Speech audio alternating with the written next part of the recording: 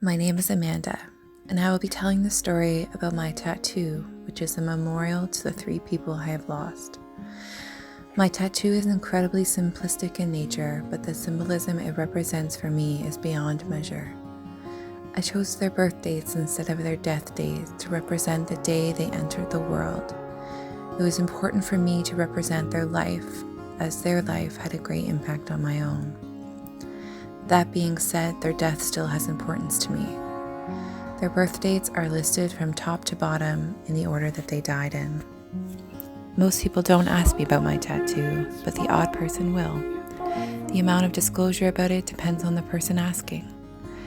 I work in the helping profession, and so clients have asked about it, and I will simply say it represents 3 people that I have loved and lost, but really it's much more than that. The first date shown is my mother's, April 19th, 1966. I had a strange relationship with my mom. She left us when we were children for a man she was having an affair with. She told me and my siblings that she was going for a walk one day when I was 7 and didn't return. We had seen each other off and on over the years. A couple weeks before her death, I went looking for her. I found out a month later and 2 weeks after the fact that she had died from an obituary in the paper.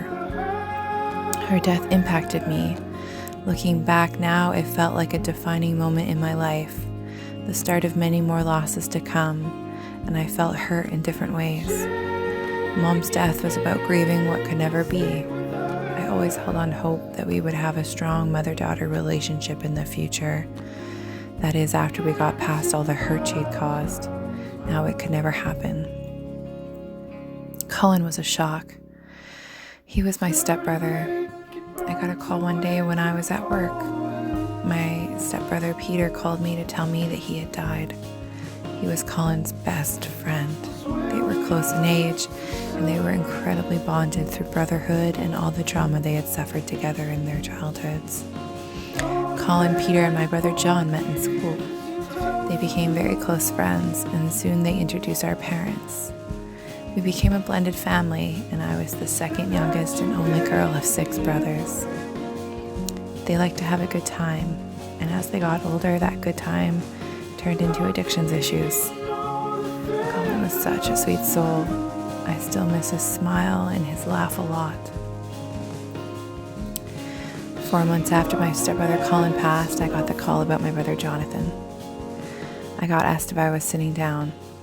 I was used to these calls by now, so I sat down right away.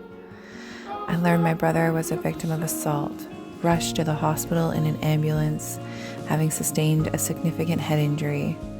While in the waiting room, he decided it was too long to wait and left the hospital. Almost 2 days later, he was found dead in his room.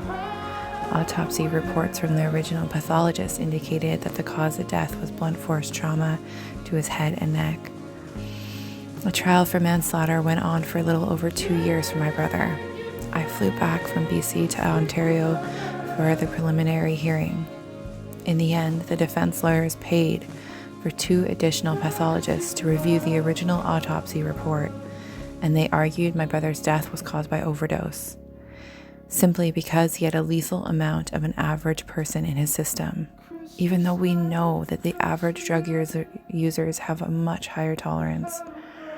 The paper ran a hurtful and thoughtless article. I was angry. I got this tattoo a year after my brother Jonathan's death to signify their impact on me. The placement had to be somewhere behind me, as I felt that they are no longer in front of me to see me, but behind every step of the way.